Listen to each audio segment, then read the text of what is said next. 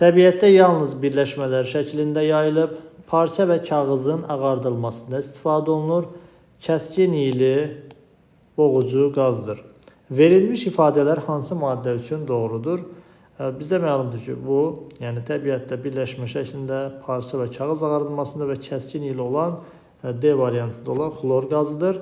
Digər maddələr üçün, yəni hər üçü doğru olmayacaq. Məsələn, A variantında ozon kəskin iyili deyil, xoş iyili bir qazdır. B variantında H-xlordan, məsələn, kağız ağardılmasında istifadə olunan bir maddə deyil. C variantında yod bilirik ki, adi şəraitdə bərk halda olan bir maddədir. Flor da yenə kağız ağardılmasında və s. istifadə olunmur. Deməli, doğru cavabımız elə D variantı olacaq. İçərisində kalium metalı olan sınaq şüşələri verilmişdir. Deməli, sol tərəfdə olan sınaq şüşəsinə qatı sulfat turşusu əlavə edilir. Sağ tərəfdə olan sınaq şüşəsinə isə duru deməli, sulfat turşusu əlavə edilir. Biz reaksiyanın yekun nəticəsini buradan yazaq. Yəni, buradan alınan maddələrimiz kalium 2SO4 üstəgələ, yəni reduksiya məhsulu H2S üstəgələ su olacaq. Yəni, buradan hidrogen sulfit qaz ayrılır. Ancaq sağ sınaq şüşəsində olan deməli, reaksiya məhsulları isə kalium sulfat və hidrogen çıxacaq. İndi bizdən eyni olan nədir? Onlar soruşulur. Bir, duz alınır. Gördüyümüz kimi hər ikisindən duz alınır. Bu doğrudur. 2, hidrogen alınır. Bu hər ikisi üçün doğru deyil. Sol tərəfdəki sınaq şüşəsindən hidrogen alınır. Sağ tərəfdəkindən isə H2S qazı alınır. Deməli, bu doğru deyil. Üçüncü də qeyd elədik ki, doğru olmayacaq. Hər ikisi üçün hidrogen sulfit sol tərəfdəkində alınır. 4, sulfat turşusu oksidləşdirici olur. Deməli, sulfat turşusu müsbət 6-dır. Burada mənfi 2-yə gəlib, yəni H2S alınarkən bu doğrudur. Yəni, birincidə elə sulfat turşusu oksidləşdirici olub. Çünki kükürt orada oksidləşdirici elementdir. İkinci üçün də müsbət 6-dan, daha doğrusu müsbət 1-dən hidrogen, burada artıq hidrogendir. Deməli, hidrogen 0-a gəlib, yenə də sulfat turşusu oksidləşdirici olub. Yəni, hər ikisi üçün doğrudur. Doğru cavab, deməli, 1-4 Y variantı olacaq. Hansı reaksiyada X halogen ola bilməz? Deməli, bizə məlum olan əsas halogenlər flor, xlor, brom, yod. Bunlardan hər hansı biri şərti ödəyirsə, demək ki, o cavabımız deyil. Ümumiyyətlə, heç biri ödəməsə, demək ki, bizim üçün həmin cavab doğru cavab olacaq. Çünki bizdən X şəklində, yəni hər hansı biri ola bilər deyir halogenin. İndi baxırıq, mən ən çox xassələri öyrənilən, məsələn, xlordur, flordur. Mən xlor üzərindən gedəcəm. Məsələn, natrium xloridin suda məhlul elektrolizindən katodda metal yerinə hidrogen, anodda isə biz bilirik ki, oksigensiz turşu qalıqlarından xlor, brom, yoddur. Bunların yerinə halogen özü ayrılır. Yəni, burada xlor ayrılacaq və məhlulda qələbə alınır. Bu doğrudur. Yəni, burada demək ki, biri ödəyirsə, artıq cavabımız ola bilməz. İkinci, məsələn, xlorun dəmirlə reaksiyasından dəmir 3 xlorid alına bilir. Bu da doğrudur. Yəni, dəmirlə reaksiya girir. Digər halogenlər də baxmaq olar. Amma indi mən dediyim kimi xlor üzərindən gedəcəm. C variantında oksigensiz turşusunun manqanoid ilə bu elə laboratoriyada halogenlərin, yəni xlorun, bromun və yodun alınma üsullarındandır. Yəni, burada xlor alına bilir bəsit halda bu şəkildə. Bu da doğrudur. D variantında isə bizə məlumdur ki, halogenlərin kimyəvi xassəsindən halogenlər oksigenlə reaksiyaya girmir birbaşa. Ona görə də bu şəkildə reaksiyaya gedə bilməz. Deməli, digər halogenlər üçün də bu ümumi olduğu üçün elə doğru cavabımız bu olacaq. İndi mən digərinə baxım. Məsələn, bromun burada xlor və ya flor yazsaq, biz bilirik ki, oksigensiz duzlarla sıxışdırma sırası qaydasına əsasən sıxışdırıb çıxaracaq. Deməli, burada da X halogen ola bilər. Ola bilməz deyir, o zaman doğru cavabımız D variantı olacaq. Kükürt atomunun yalnız oksidləşdirici ola bildiyi birləşməni müəyyən edin. Deməli, bunun üçün biz kükürt haqqında bilməliyik ki, kükürt 6-cı qrup elementidir. 6A-da yerləşir. Onun minimum və maksimum oksidləşmə dərəcələrini bilməliyik.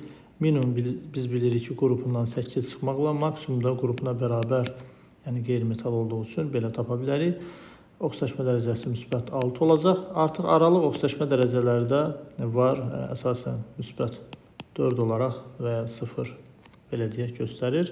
İndi bizdən soruşulan yalnız oksidləşdirici deyirsə, artıq burada biz bilirik ki, maksimum oksidləşmə dərəcəsinə gəlibsə artıq kükürt yalnız oksidaşdırıcı olacaq. Yalnız oksidaşdırıcı.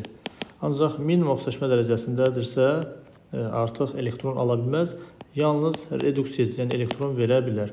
İndi ona görə biz müsbət 6 halı hardadırsa, deməli həmin cavabımız bizim doğru cavabımız olacaq. A variantında biz bilirik ki, sulfidlərində -2 olur. Burada deməli artıq oksidaşdırıcı ola bilməz. Reduksiyacı, yəni aldığı elektronları verə bilər və ya əlavə elektron da verə bilər. Yenə burada sulfididir, -2-dir. Burada -2, maqnezium -2, -4 çıxacaq. Həm oksidaşdırıcı, həm reduksiyacı ola bilər. Burada -2 yazsaq, -4 çıxacaq. Biz artıq oksidaşma dərəcəsinin tapılma qaydasını bilirik.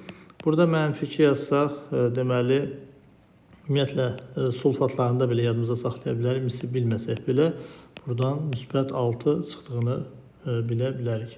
Deməli, doğru cavabımız Y variantı olacaq. Hansı reaksiyadan oksigen alınmır? Bizdən alınmayan soruşulur. Deməli, A variantında verilən bizə məlumdur ki, bəzi oksigenli birləşmələrin deməli, katalizator və ya temperatur təsiri ilə parçalanmasından oksigen alınır. Bu doğrudur, çünki bu reaksiyadan biz oksigen əldə edə bilirik laboratoriyada. B variantı da elə eyni şəkildə civə 2 oksidin parçalanmasıdır. Buradan oksigen alınır, yəni bu da doğrudur. Laboratoriyada alınması elə bu da.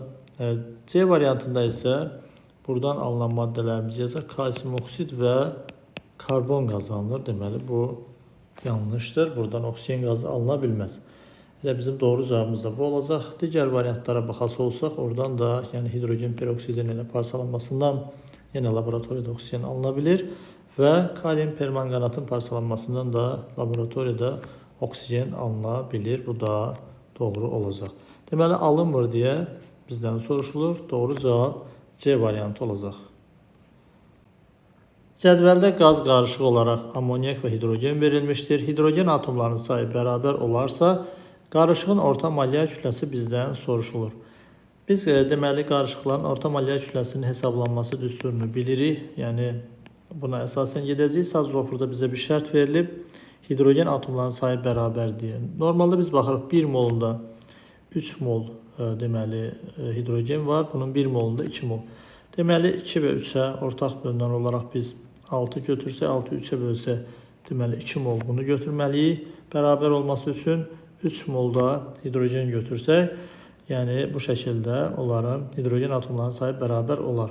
Deməli, nüylərini artıq bu şəkildə yazacağım. O zaman M1 nü1 üstə gələk M2 nü2 bölünsün nü1 üstə gəl nü2 şəklində gedə bilərik. Deməli, bunu nü1 desəm, bunu nü2 desəm, hansını istəsəz siz deyə bilərsiniz. Deməli, 2 mol amonyakın kütləsi, molyar kütləsini buradan hesablayaq. NH3 14 üstə gəl 3, o da bərabər deməli 17 qram böl moldur. Hidrogeni də bilirik ki, 2 qram böl mol olacaq. Deməli, 17 vuracaq, üstə gələk 3 vur 2, yəni hidrogen üçün artıq 3 moldur. Aşağıda isə 2 üstə gəl 3 olacaq. O da bərabər, deməli, yuxarıda 34, üstə gələk 6, 40 eləyəcək. Aşağıda isə 5. Deməli, 40-ı 5-ə böləndə 8 qram böl mol olacaq orta molyar kütləsi.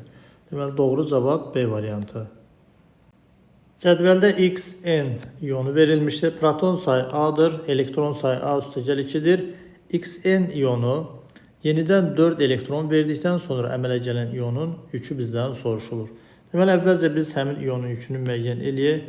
Xn üçün, deməli, proton sayı A-dırsa, elektron sayı 2 elektron artıbsa, deməli, biz həmin X-in elektron sayının -2, yəni daha doğrusu yükünün -2 olduğunu müəyyən eləyə bilərik buradan. Çünki A üstə gəl 2, yəni 2 elektron aldığı görsənir. Yenidən 4 elektron verdikdə isə çıxaq 4 elektron. Bu səfər həmin artıq X iyonumuz 4 elektron verdiyi üçün 2 elektron da burada yəni alıbdır, -2 olduğu üçün müsbət 2 olacaq. Deməli, artıq onun yükü müsbət 2-dir. Doğru cavab A variantı olacaq. Silisium 4 oksid üçün doğrudur. Bir duz əmələ gətirməyən oksiddir. Bu yanlışdır. Bizə məlumdur ki, silisium 4 oksid qələvi ilə reaksiya girib duz əmələ gətirə bilir. Və ya biz duz əmələ gətirməyən oksidləri artıq bilirik ki, N2O, NO, deməli sonra CO və s. olduğunu bilirik. 2 oksigenin valentliyi 2-dir. Bu doğrudur. Oksigen 3 valentli olduğu birləşmələr H3O müsbət, yəni hidroksion ionu və dəm qazı və ya CO dediyimiz maddədədir. Digər birləşmələrində biz bilirik və digər oksidlərində bilirik ki, deməli valentliyi 2-dir. Silisiumun oksidaşma dərəcəsi müsbət 2-dir. Bu yanlışdır. Oksidaşma dərəcəsi qaydasına əsasən baxası olsaq, A desək, A üstə gələk, deməli 2-ni 2-yə vuracaq, -4 bərabər cəbri zəmi 0-a bərabər eləsək, buradan A bərabər müsbət 4 çıxacaq. Deməli, bu yanlışdır. Adi şəraitdə bərk haldadır. Bu doğrudur. Silisium deməli 4 oksidlərdən bilirik ki, bərk haldadır. Deməli, doğru cavab 2, 4 E variantı olacaq. Oksidaşma reduksiya reaksiyası deyil. Deməli, biz oksidaşma reduksiya reaksiyalarını baxan kimi müəyyən eləmək üçün birinci üsulumuz odur ki, əgər reaksiyada bəsit maddə iştirak edibsə, deməli, həmin reaksiya oksidaşma reduksiya reaksiyasıdır deyə qəbul edə bilərik. Çünki o sıfırdan nəyəsə gedəcək, hansı oksidaşma dərəcəsinə gedəcək və yaxud da ki, nədənsə hansı oksidaşma dərəcəsindənsə sıfıra gəlib. Məsələn, burada A variantında baxıram, natrium sıfırdan müsbətə gedəcək və yaxud da ki, hidrogen müsbət 1-dən sıfıra gəlib. Deməli, burada mütləq bu oksidaşma reduksiya reaksiyasıdır deyə bilərik. Bizdən olmayan soruşulur, yəni bu oksidaşma reduksiya reaksiyasıdır. B variantında yenə bəsit maddələrə əsasən, əgər reaksiyada bəsit maddə iştirak eləmirsə, bu səfər təbii ki, həmin deməli, reaksiyada iştirak edən atomların oksidaşma dərəcəsini müəyyən eləməliyik, müqayisə eləməliyik. Burada deməli, oksidaşma reduksiya reaksiyasıdır. C-də biz baxmalıyıq artıq burada. Adətən kalium birləşmələrində biz bilirik ki, müsbət 1 olur.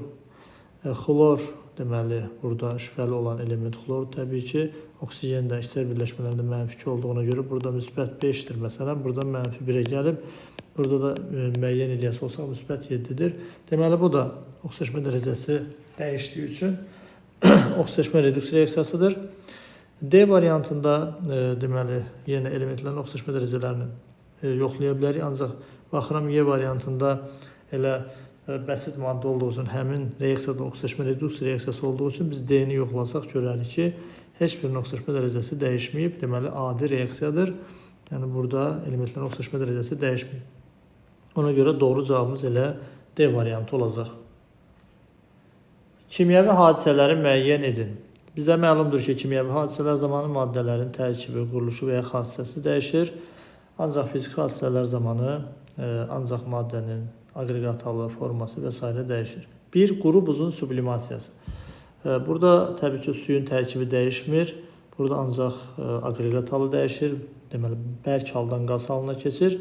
Bu fiziki hadisədir. 2. Kömürün yanması, yanma kimyəvi hadisədir, kimyəvi prosesdir. 3. Dəmirin paslanması. Bu da kimyəvi hadisədir, kimyəvi reaksiya baş verdiyi üçün. 4. Neftin distilləsi. Burada da bizə məlumdur ki, fiziki ayrılma üsuludur. Ona görə fiziki deməli hadisədir. Doğru cavab deməli 2, 3 A variantı olacaq. Hansı reaksiya getmir? Deməli, kalsium oksid su ilə reaksiyası verilmişdir A variantında. Bizə məlumdur ki, bu reaksiya gedəcək. Çünki əsası oksidin su ilə reaksiyasından əsası alınır. Kalsium hidroksid alınacaq buradan.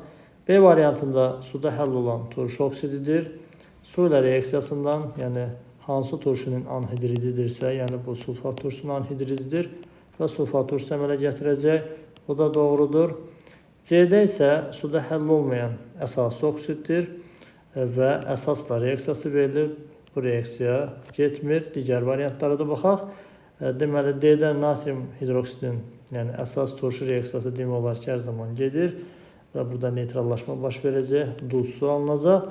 Y variantında da turşu oksididir və əsasdır. Buradan da biz bilirik ki, reaksiya baş verəcək və duz alınacaq.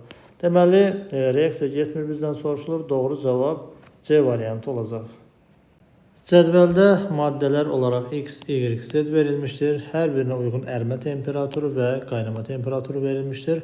Temperaturu 80 dərəcədən 5 dərəcəyə qədər azaltdıqda hansı maddələrin kondensləşməsi baş verər bizdən soruşulur. Bizə məlumdur ki, maddələrin kondensləşməsi qaz aqreqat halından, deməli, maye aqreqat halına keçməsinə deyilir. İndi verilən hər bir maddə üçün biz bilirik ki, ərimə temperaturundan əvvəlki temperaturdan maddələrimiz bərk halda olur. Yəni ərimə temperaturuna çatdıqda başlayır əriməyə. Ərimə temperaturu və qaynama temperaturu arasında olan temperaturlarda deməli maddələr maye aqreqat halında olur. Əgər maddə üçün qaynama temperaturundan yuxarı temperatur verilərsə, həmin temperaturda maddə qaz halında olur. Deməli X üçün baxıram 80 dərəcə, deməli onun 100-ə qədər 100 dərəcə olduğu üçün qaynama temperaturu 100-ü keçə bilmir, yəni maye aqreqat halında olur. 5 dərəcəyə azaltdıqda isə artıq o ondan aşağı olduğu üçün 5 dərəcə deməli heç əriyə bilmir. Deməli bu halda maddə maye aqreqat halından bərk hala keçir, yəni buna bərkimə və ya kristallaşma deyilir. Yəni burada bir kondensləşmə baş vermir. Y üçün baxası olsaq 80 dərəcədə Y 10 dərəcə olduğu üçün qaynama temperaturu deməli qaz halında olacaq. 5 dərəcə isə 0 dərəcədən yuxarı olduğu üçün həmin temperaturda artıq maye halda olacaq. Deməli buradan qazdan maye çevriləcək, bu doğrudur. Z üçün baxıram 80 dərəcədə yenə Z üçün 60-dan yuxarı olduğu üçün qaz halında olacaq. 5 dərəcə isə mənfi deməli 10 dərəcədən yüksək olduğu üçün maye aqreqat halında olacaq. Deməli ancaq qaz ola bilməyəcək. Deməli doğru cavabımız həm Y və Z B variantı olacaq. Sintez qazının tərkibini müəyyən edin. Deməli sintez qazı dediyimiz və ya buna sintetik qaz da deyilir. Əsas tərkib hissəsini, yəni bizim belə deyim yadımıza qalması üçün baş verən reaksiyalar nədən alındığını belə deyim bilsək daha yaxşı olar. Adətən metanın, yəni CH4-ün, biz hidrogen dərsindən artıq bunu bilirik, karbon qazı ilə reaksiyasından alınır. Yəni tərkibində əsas komponentlər deməli dəm qazı və hidrogendir. Bu qaz qarışığına biz sintez qazı deyirik. Burada yəni prosesin üstündən biri odur ki, karbon dioksidin təkrar emalı gedir. Yəni atmosferə buraxılmadan daha faydalı bir şəkilə salınır. Digər bir şəkildə də əldə eləmək olar. Yəni metanın su buxarı ilə reaksiyasından da deməli sintez qazı alına bilir. Bu da yadımızda qalsın.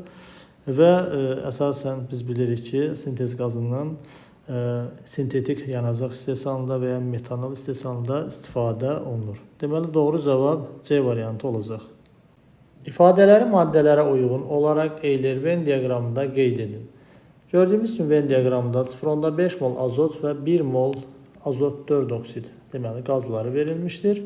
İfadələrə baxaq. 1 Na sayda azot atomu saxlayır, qeyd olunub. Gördüyümüz kimi normalda 1 mol azotda 2 Na sayda azot atomu var, ancaq 0,5 molunda Na saydadır. Bu birinci üçün doğrudur. İkinci üçün də gördüyümüz kimi 1 molunda elə 1 mol azot atomu saxlayır. Deməli bu hər ikisinə aiddir. 2 14 qramdır. Molyar kütlələrinə baxası olsaq, azot üçün molyar kütləsi verilən nisbi atom kütləsinin əsasən biz 28 qram olduğunu bilirik. Deməli bu 1 molu üçün doğrudur. 0,5 molu üçün isə deməli 14 qram olacaq. Bu elə azota aid olacaq. Digər üçün molyar kütləyə baxası olsaq, yəni NO2-nin molyar kütləsi deməli 14 üstəgəl 32 46 qramdır. Yəni 0,5 1 molu elə 46 qram olacaq. Yəni bizdən 1 mol üçün burada verilib onsuz, deməli buna aid olmaz. Üçüncü halda 0,5 Na sayda molekul saxlayır. Qeyd olunub, bizə məlumdur ki, maddələrin molu, verilən molu eyni zamanda yəni onların molekul sayına da bərabərdir, yəni həcminə də bərabərdir. Həm də biz buradan rahat-rahat deyə bilərik ki, 0,5 Na sayda azot molekulu var və yaxud da ki, Na sayda, yəni 1 mol verildiyi üçün Na sayda NO2 molekulu var deyə bilərik. İndi 0,5 Na dediyi üçün deməli bu bura aid olacaq. 22,4 litrdir, yəni normal şəraitdə bizə məlumdur ki, qazlarımızın normal şəraitdə 1 molu 22,4 litr həcm tutur. İndi burada azotun 0,5 molu verib, o deməli 11,2 litr həcm tutar, yəni yarısı olduğu üçün deməli 4 üçüncüyə aid olacaq. Eyni şəraitdə havadan ağırdır. Burada hava üçün də molyar kütləsi verilib. Biz bunu həmin qazların molyar kütləsinə əsasən baxa bilərik ki, kimin deməli molyar kütləsi havadan çoxdursa, həmin qaz havadan deməli ağırdır. Gördüyümüz kimi azot 28-dir, havadan nisbətən yüngüldür. Ancaq NO2, yəni azot 4 oksid dediyimiz bu qaz molyar kütləsi 46 olduğu üçün havadan ağırdır. Deməli, bu da buna aid olacaq. Deməli, doğru cavab 2, 3, 1, 4, 5 D variantı olacaq. H-flor, H-xlor, H-brom, H-yod sırası üçün hansı ifadələr yanlışdır? Bir reduksiya edicilik artır. Bizə məlumdur ki, H-flordan H-yoda doğru getdikcə reduksiya edicilik artır. Bu doğrudur. Çünki H-yodun dissosiasiya qabiliyyəti, yəni H-flordan daha rahatdır və bu zaman hidrogen protonlarının ayrılması daha asan olur. Çünki yodun elektromənfiliyi florun elektromənfiliyinə zəif olduğu üçün hidrogen protonlarını daha rahat verir və bu turşunun həm qüvvətliliyi deməkdir, həm də reduksiyacılığının çox olması deməkdir. 2 molyar kütlə azalır. Bu yanlışdır. Bizə məlumdur ki, biz artıq burada halogenləri müqayisə edəcəyik. Yuxarıdan aşağı doğru getdikcə, yəni flor, xlor, brom, yod istiqamətində həmin elementlərin nisbi atom kütləsi artır. Eyni zamanda bu maddələrin deməli molyar kütlələri də artmış olacaq deməkdir. Ancaq burada azalır qeyd olunub. 3. Suda məhlulların turşuluq xassəsi artır. Elə bayaq qeyd elədik ki, turşuluq xassəsi də artır. Deməli, bizdən yanlışdır soruşulur. Doğru cavab B variantı olacaq. Hansı duzun hidroliz zamanı əmələ gətirdiyi mühit doğru verilmişdir? Bizə məlumdur ki, duzların hidroliz zamanı əmələ gələn mühit götürülən duzun tərkibində olan turşu qalığı və metal atomundan asılı olaraq əsası turş və neytral mühit yarana bilər. A variantında verilən gördüyümüz kimi qüvvətli metaldan zəif turşu qalığından əmələ gəlib, hidroliz zamanı, yəni qüvvətliyə əsasən mühit müəyyən olunacaq, yəni qüvvətli əsasdan, yəni kalium hidroksid qüvvətli əsas olduğu üçün həmin duzun hidroliz zamanı burada mühit deməli əsasi mühit olacaq. Burada neytral verilib, yanlışdır. B variantındakı duz isə zəif əsas və qüvvətli turşu qalığından əmələ gələ bilər və burada olan mühit turş mühit olacaq, çünki qüvvətli turşu qalığı olduğu üçün xlorid turşusu. Deməli, elə doğru cavabımız B variantı olacaq. Digər variantlara da baxa bilərik. C variantında natrium nitrat əsasi mühit verilib, bu yanlışdır. Hər ikisi qüvvətli olan, deməli, qüvvətli metal və qüvvətli turşu qalığından əmələ gəlibsə, belə duzlar biz bilirik ki, hidrolizə uğramır. D variantında isə zəif, deməli, turşu qalığı və qüvvətli metaldan əmələ gəlib, yəni əsası mühit olmalı idi. Burada da turş mühit verilib, yanlışdır. E variantında verilən duz isə barium sulfat çöküntüdür. Bizə məlumdur ki, nə çöküntülər, nə də ki, qüvvətli əsas və qüvvətli turşudan əmələ gələn duzlar hidrolizə uğramır. Deməli, doğru cavabımız elə B variantı olacaq. A mol duz suda həll edildikdə dissosiasiya dərəcəsi 80% olarsa, duzun neçə molu ionlarına ayrılmışdır? Deməli, biz tənasib yolu ilə və ya düsturla həll edə bilərik. Mən düstur yoluna yazacağım. Deməli, dissosiasiya dərəcəsinin düsturunu bilirik. Alfa bərabərdir. Mola uyğun olaraq dissosiasiya etmiş, deməli, mol miqdarı 70 bölünsün nü ümumi, yəni ümumi həll olan duzun mol miqdarı vurulsun 100 düsturuna əsasən biz müəyyən edə bilərik. İndi burada alfa 80% verilib. Deməli, 80 bərabərdir yazırıq. Bizdən dissosiasiya etmiş soruşulur. Bölünsün ümumi həll olan, deməli, A moldur, vurulsun 100%. Buradan nü dissosiasiya etmiş bərabərdir. Deməli, 80 vur A bölünsün 100 olacaq. O da bərabərdir. 0,8 A. Deməli, doğru cavab C variantı olacaq. Cədvəldə kiçik dövr elementi X verilmişdir. Energetik təbəqələrində olan elektronların sayı, yəni birinci energetik təbəqədə A sayda, ikinci energetik təbəqədə B sayda, üçüncü energetik təbəqədə isə C sayda elektronu var. A + C bərabər B olarsa, X-in dövr sistem cədvəlində mövqeyi bizdən soruşulur. Deməli, biz X üçün 3 energetik təbəqə yazaq. 1, 2, 3, N bərabər 1, N bərabərdir 2, N bərabərdir 3. Gördüyümüz kimi, ikinci energetik təbəqədə artıq elektronu varsa, bu deməkdir ki, onun birinci energetik təbəqəsi artıq tamamlanıb. Birinci energetik təbəqədə maksimum 2 elektron tuta bilər. Əgər üçüncü energetik təbəqəsinə elektron gəlibsə, o deməkdir ki, artıq bunun ikinci energetik təbəqəsi də deməli, maksimum elektron saxlayır. Maksimum 8 ola bilir, bunu da bilirik. Deməli, B bərabər 8, C-ni bilmirik. Deməli, bizə verilən ifadədə A + C bərabərdir B-dir. A2'dir, 2 üstəgəl C bərabərdir 8 olarsa, buradan C bərabərdir, deməli 6 eləyəcək. Artıq C-ni də biz müəyyən elədik ki, yəni 3-cü energetik təbəqəsində 6 elektronu var. Yəni bunu elektron formulu yazmadan buradan da bilə bilərik, ancaq bu şəkildə yazaq daha aydın olsun. Deməli 3S üstü 2, 3P üstü, deməli 3S üstü 2, 3P üstü 4 eləyəcək. Gördüyümüz kimi xarici elektron təbəqəsində 6 elektronu var deyə 6-cı qrup SP ilə bitdiyi üçün 6A'dır. 3-cü dövr elementidir. Yəni dövrü 3'dür. Qrupu isə 6A. Doğru cavab C variantı olacaq.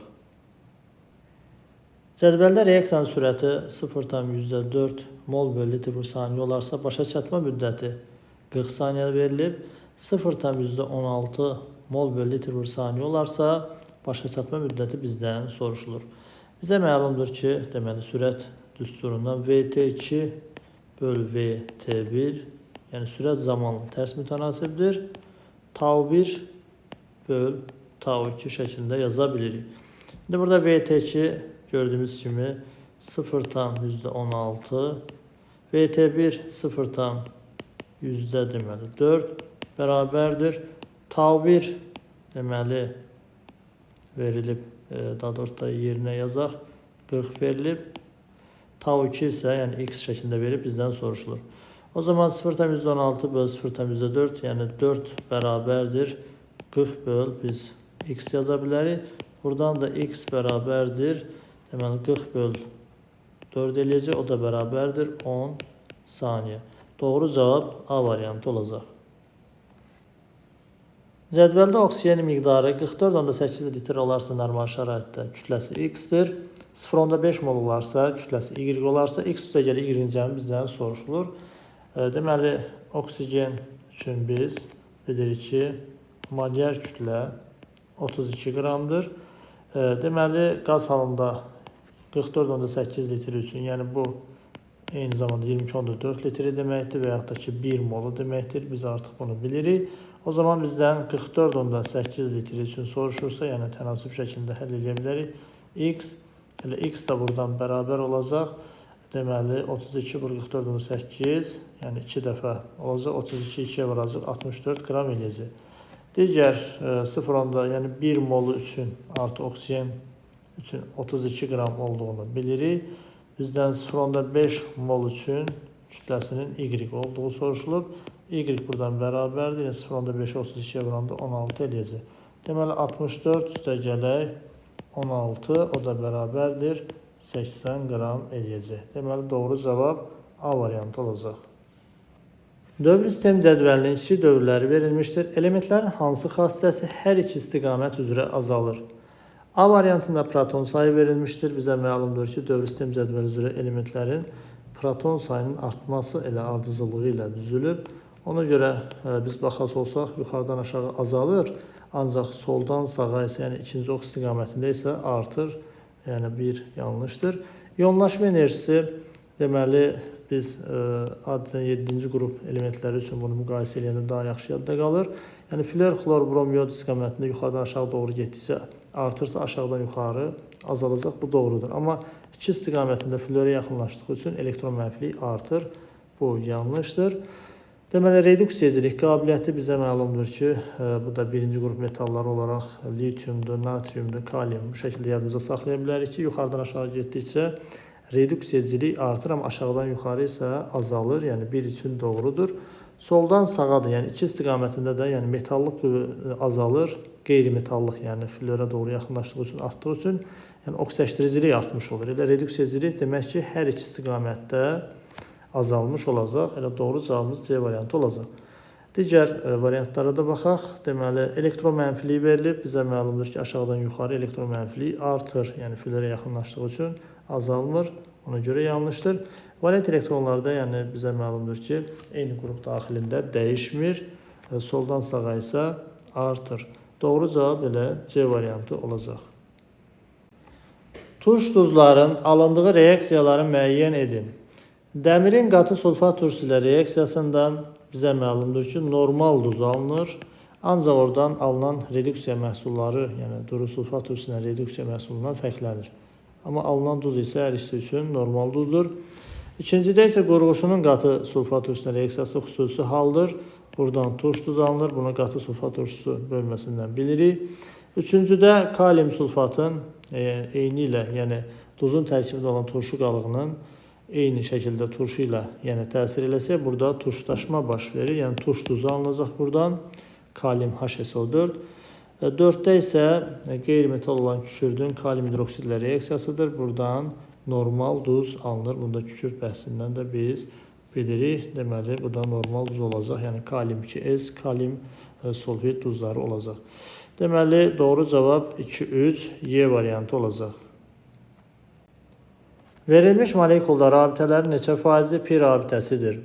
Deməli, gördüyümüz kimi molekul tərkibində olan atomlar karbon və hidrogen atomlarıdır və onlar arasında olan xəttlər rabitələrdir. Ümumi rabitələrin sayını xəttlər təşkil edir. Deməli, 1, 2, 3, 4, 5, 6, 7, 8, 9, 10. Deməli, ümumi rabitə sayımız 10-dur. 10 100%-dirsə, pi rabitə sayı biz bilirik ki, adətən verilən deməli rabitələrdən, yəni ikinci qat və üçüncü qatlar pi rabitəsidir. Birinci, yəni tək xəttlər və birinci verilən bu rabitə sigma rabitəsi sayılır. Artıq biz bunları bilirik. İndi burada olan pi rabitələrin sayı deməli 1, 2, ümumi 3 rabitə olacaq. Yəni ümumi rabitə sayı 10, 100-dürsə 3 dənə pi rabitəsi var idi. X desə o da bərabərdir. Deməli 30% eləyəcək. Doğru cavab 30% olacaq. Qüvvətli elektrolitləri müəyyən edin. Bizə məlumdur ki, elektrik keçiriciliyinə görə maddələr elektrolitlərə və qeyri-elektrolitlərə bölünür. Elektrolitlər də öz arasında hətta cərəyan keçirən maddələrdə qüvvətli, zəif, orta qüvvətli deyə ayrılır. Biz qüvvətli elektrolitləri bilirik ki, yəni yaxşı cərəyan keçirən maddələr adətən qələvilərdir, qüvvətli turşulardır, suda yaxşı həll olan duzlardır. Bunları bilirik. İndi birincidə verilən su biz bilirik ki, zəif elektrolitdir. İkincidə qələvi verilib, qüvvətli elektrolitdir. Argentin florid deməli çöküntüdür, ona görə bu qeyri-elektrolitdir. Suda yaxşı həll olan duzdur, kalium bütün duzları suda yaxşı həll olur. 5-də verilən isə artıq biz bilirik ki, suda həll olmayan əsas olduğu üçün qüvvətli elektrolit ola bilməz. Deməli, qüvvətli elektrolit doğru cavab 2, 4 olacaq. Cədvəldə məhlulun deməli komponentləri olan, həll olan maddənin kütləsi və su verilmişdir. Bizdən həmin məhlulun qatlığı soruşulur. Qatlıq düsturuna əsasən biz yazaq. Deməli, bizə məlumdur ki, həll olan maddənin kütləsinin bölürük məhlulun kütləsinə, vururuq 100-ə. Buna əsasən məhlulun qatlığını müəyyən eləyə bilərik. Həll olan maddənin kütləsi 50-dir.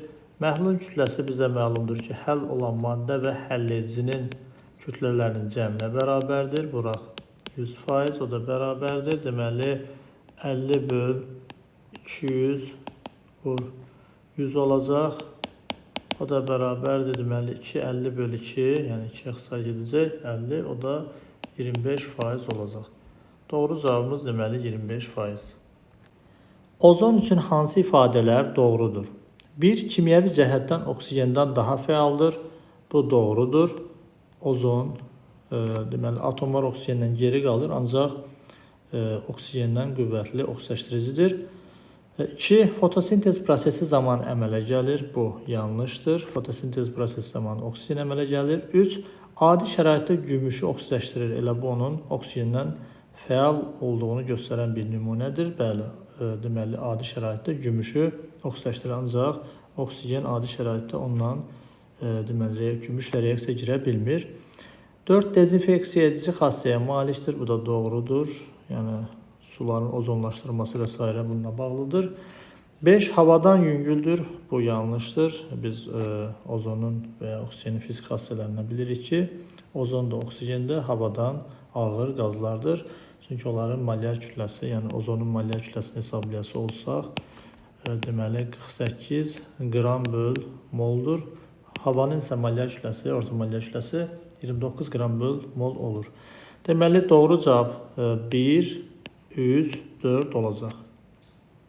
Uyğunluğu müəyyən edin. Deməli, 1 mərhələdə dissosiasiya edir, 2 mərhələdə dissosiasiya edir və 3 mərhələdə dissosiasiya edir. Verilən maddələrimizi əsasən biz uyğunlaşdıraq. A-da verilən sulfat turşusudur. Deməli, iki əsaslı turşular, əksər iki əsaslı turşular, təbii ki, istisna hallar var, onları bilirik. Hidrogen sayına görə dissosiasiya edir. Yəni, 2 hidrogen olduğu üçün 2 mərhələdə dissosiasiya eləyəcək. Ona görə ikinciyə uyğun gələcək. Deməli, natrium OH bir turşulu əsasdır. Bizə məlumdur ki, bunlarda turşuluğuna görə dissosiasiya edir, yəni OH sayını. Ümumiyyətlə, mərhələli dissosiasiya məcbur edən maddələri H və OH saylarıdır. Ona görə bu bir OH olduğu üçün bir mərhələdə və ya qeyd elədik, artıq 3 əsaslı turşudur, deməli 3 mərhələdə olacaq. D variantında isə nə H-ı, nə də OH-ı var, normal duzdur. Deməli, bir mərhələdə dissosiasiya eləyəcək, daha doğrusu D-də. Y-də isə barium hidroksid, deməli 2 OH olduğu üçün və ya qeyd elədik ki, OH sayına görə dissosiasiya eləyəcək, yəni 2 mərhələdə dissosiasiya edəcək, bu da 2-yə uyğun gələcək. Cədvəldə H2PO4 mənfi iyonu verilmişdir. Elektron sayı X, proton sayı Y və neytron sayı Z olarsa, həmin sayılar bizdən soruşulur. Deməli, əvvəlcə biz elektron sayını hesablayaq. X H2PO4 mənfi üçün baxaq. Bərabərdir. Deməli, hidrogenin birində 1 elektron var, indeksi 2 olduğu üçün 2-yə vuracaq. Fosfor deməli, həmin iyonda bir fosfor atomu var, 15 elektronu var. Burada qeyd olunub. Oksigen üçün də 4 oksigen atomu var, 4 vur, 8 yazacaq. Ancaq burada diqqətli olaq, yəni iyonun yükü mənfidirsə, o qədər üzərində neçə mənfidirsə, yəni ümumi iyonun yükü olduğu üçün orada elektron sayı nəzərə alınmalıdır. Yəni burada mənfi 1 olduğu üçün üstəgəl 1 yazacaq. Müsbət olsaydı çıxasıydıq. Bərabərdir. Ümumi baxanda deməli 15, 17, bundan 18, 32, 50 eləyəcək. Yəni həmin iyonda 50 elektron var. Proton sayına baxası olsaq artıq eyni qayda ilə sadəcə olaraq burada proton sayında yükü nəzərə alınmayacaq, çünki yükü aidiyyatı, proton sayının aidiyyatı yoxdur.